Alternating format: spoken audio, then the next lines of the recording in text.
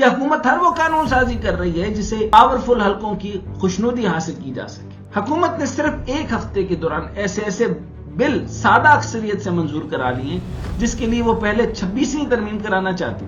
حکومت نے پچھلے ایک ہفتے میں انسداد دہشت گردی ایکٹ میں تبدیلی کی اور گزشتہ روز صرف چند منٹ کے اندر 6 طرح کے بل منظور کرا لیے۔ ان تمام بلز میں ہے کیا ہے جو ہمیں سمجھ نہیں آ رہی، اور کیا ہے جس سے آپ کو لگ پتا جانے والا ہے، اور یہ کس طرح آئندہ کی سیاست میں کردار ادا کریں گے۔ آصف علی زرداری ملک میں موجود نہیں ہے، اس لیے چیئرمین سینٹ یوسف رضا گیلانی جو قائم مقام صدر ہیں انہوں نے ان تمام بلز کی منظوری دے دی۔ اس طرح یہ تمام بل اب قانون بن چکے۔ موجودہ ترمیم کے ذریعے آرمی چیف کی ریٹائرمنٹ کی بالائی حد 64 سال ختم کی گئی، اس لیے اب ان کی توسیع میں بالائی حد کسی قسم کی کوئی رکاوٹ نہیں ڈالے گی۔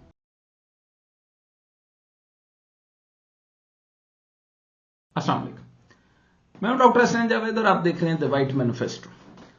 فارم 47 کی مسلط شدہ حکومت ہر وہ کام کر رہی ہے جس سے ان کو یہ یقین ہو جائے کہ ان کی مدت ملازمت یا مدت حکومت 5 سال تک برقرار رہ سکے۔ یہ حکومت ہر وہ قانون سازی کر رہی ہے جسے پاورفل حلقوں کی خوشنودی حاصل کی جا سکے تاکہ وہ ان کی حکومت کو دوام بخشیں، ان کی ہر ممکن مدد کریں۔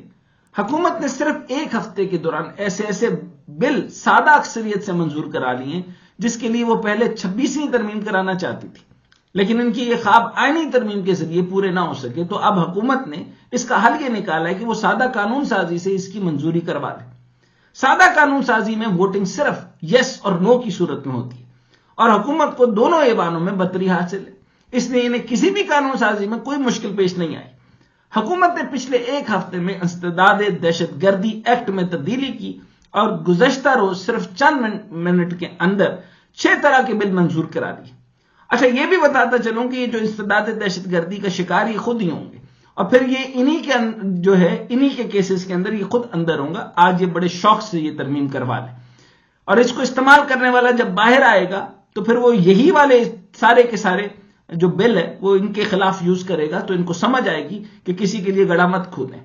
ان بلز میں سپریم کورٹ نمبر آف ججز ترمیمی bill 2024، supreme court practice and procedure ترمیمی bill 2024، Islamabad high court ترمیمی بل 2024، پاکستان آرمی یعنی ترمیمی بل 2024، پاکستان ایئر فورس ترمیمی بل 2024، پاکستان نیوی ترمیمی بل 2024 منظور کرائے۔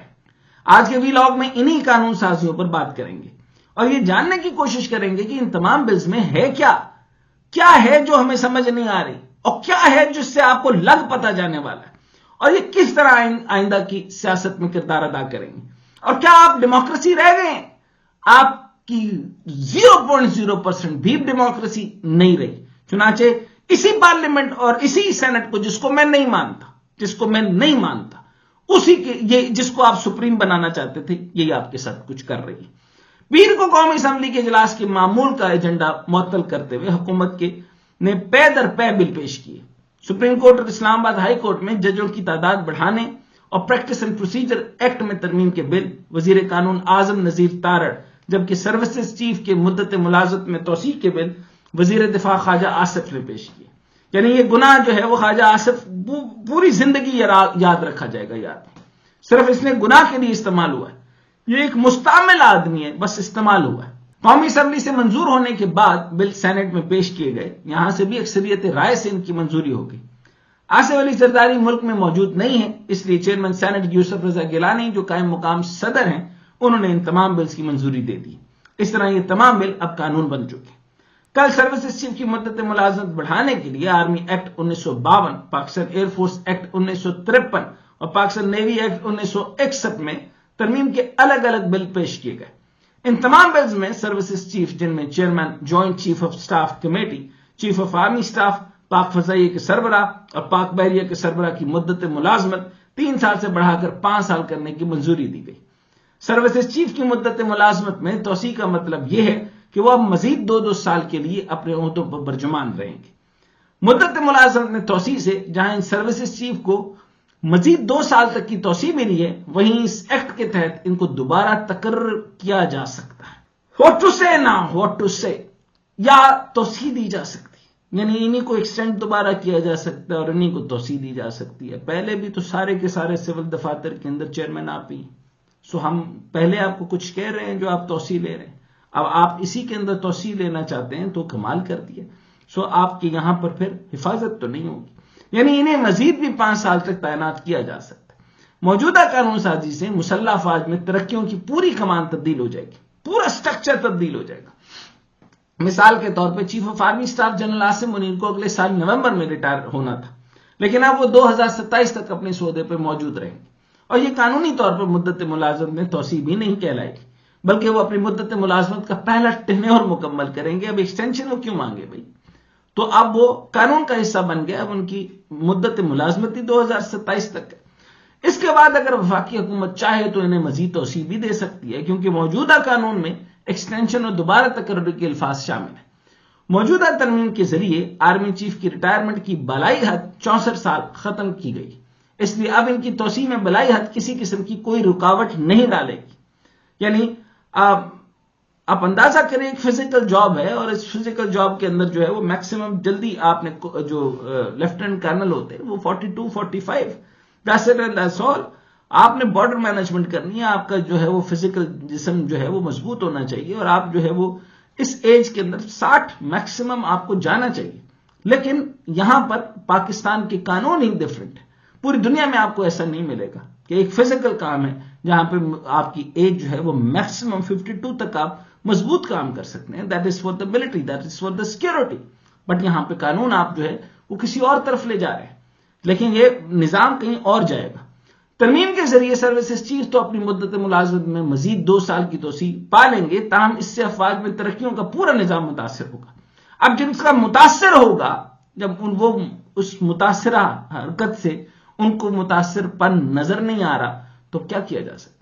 ان 2 سالوں میں مسلح افواج میں سے کسی بھی فورسز کی سربراہ بننے کی کوئی اہل امیدوار ریٹائرمنٹ کی عمر کو پہنچنے کے بعد ریٹائر ہو جائیں گے.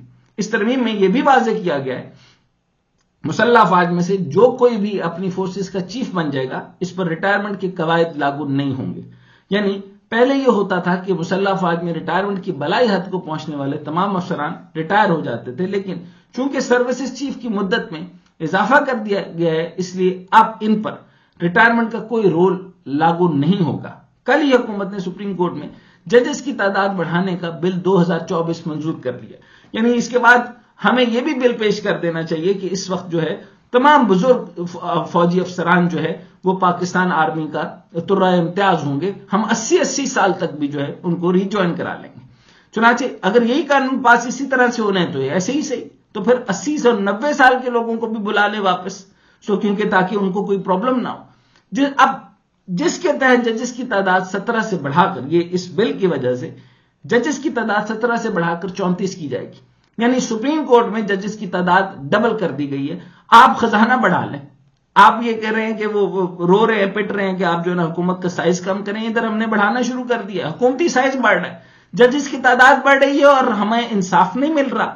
فوج کی تعداد بڑھ رہی ہے اور ہمارے پاس حفاظت نہیں ہے, ہم محفوظ نہیں ہیں, ہم پاکستانی خود محفوظ نہیں ہیں, اور ہمارے پاس چین جو ہے وہ سیکیورٹی مانگتا مانگتا ہلکان ہو گیا, ہم سے سیکیورٹی نہیں دے رہے, اور ہمارے پاس اتنے زیادہ افسران ہیں کہ یہاں پر حد ہو گئی. یعنی انصاف والے تعداد بڑھا رہے ہیں اور انصاف نہیں, حفاظت والے تعداد بڑھا رہے ہیں اور حفاظت نہیں.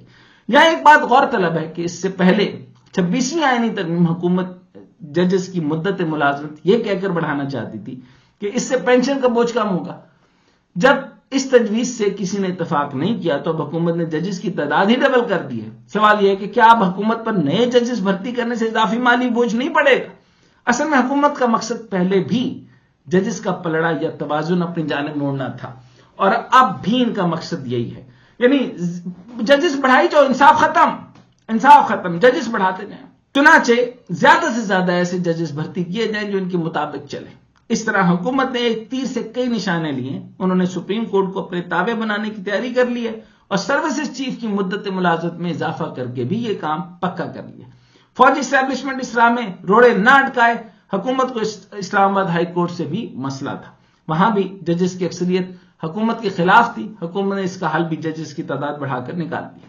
اسلام آباد ہائی کورٹ ایکٹ 2010 میں ترمیم کرتے ہوئے اس میں ججز کی تعداد کو بڑھا دیا گیا. اسلام آباد ہائی کورٹ میں ججوں کی تعداد اب 9 کے بجائے 12 کر دی گئی ہے۔ حکومت نے supreme court practice and procedure ترمیمی بل 2024 بھی منظور کر لیا۔ نئی ترمیم کے تحت practice and procedure committee chief justice senior ترین جج اور آئینی بینچ کے سینئر ترین جج کو شامل کر لیا گیا، یعنی اس کمیٹی میں بھی حکومت نے توازن اپنے حق میں کرنے کے لیے جسٹس منیب کو فارغ کر دیا، اور اب بھی ان کی جگہ جسٹس امین الدین خان اس کمیٹی میں شامل ہوں گے، کیونکہ جسٹس امین الدین خان کو آج ہی آئینی بینچ کی سربراہی سونپی گئی ہے۔ آج اس حوالے سے جوڈیشل کمیشن کا اجلاس ہوا جس میں نئے آئینی بینچ کا قیام کیا گیا۔ جوڈیشل کمیشن کی جانب سے تشکیل کردہ آئینی بینچ میں جسٹس امین الدین خان کے علاوہ جسٹس جمال مندوخیل، جسٹس محمد علی مظہر، جسٹس عائشہ اے ملک، جسٹس اظہر رضوی، جسٹس مسرت ہلالی اور جسٹس نعیم افغان شامل ہیں۔ جوڈیشل کمیشن نے 5-7 کی اکثریت سے یہ بینچ تشکیل دیا، جس میں پنجاب، سندھ اور بلوچستان سے 2-2 جبکہ خیبر پختونخوا 1 جج شامل ہے۔ Chief justice Shahjahan Afridi, justice Syed Mansoor Ali Shah اور جسٹس منیب اختر، شبلی فراز اور عمر ایوب نے اجلاس میں اس بینچ کی مخالفت کی، لیکن حکومت کی چونکہ اس کمیشن میں اکثریت تھی، اس لیے انہوں نے اکثریت سے اس بینچ کو نامزد کر دیا۔ اعظم نذیر تارڑ، اٹارنی جنرل منصور آبان، فاروق نائک، شیخ آفتاب، روشن خورشید، نمائندہ بار کونسل اور امین الدین خان نے اس آئینی بینچ کے حق میں ووٹ دیا۔ بہرحال ان تمام قانون سازیوں پر ایک ہی بات کہوں گا کہ ایک پلان جو ہے وہ اس زمین میں رہنے والے بناتے ہیں اور ایک اللہ بناتا ہے، اور وہی ہوتا ہے جو میرے رب کو منظور ہوتا ہے۔ مین پرپوزز گاڈ ڈسپوزز۔ یہ حکومت جتنی مرضی قانون سازیاں کر لے اور پاورفل حلقوں کی ایکسٹینشن ان کو دے دے، لیکن یہ سب کام اور پھرتیاں ایک نہ ایک دن ان کے سامنے آئیں گی اور یہ سب کام یہ لوگ بھگتیں گے۔ آپ کا خیال ہے کہ یہ جو آخری باتیں میں نے کی یہی ہوگا؟ نہیں، ایسا نہیں ہوگا۔ آپ کمزور تھے، آپ کے ساتھ یہی ہوگا۔ یہ میں نے جو باتیں کی آخر میں کہ ایک رب کا پلان ہے، رب کا پلان ان لوگوں کے ساتھ ہوتا ہے جو اپنے ساتھ ہوتے ہیں، آپ اپنے ساتھ نہیں ہیں۔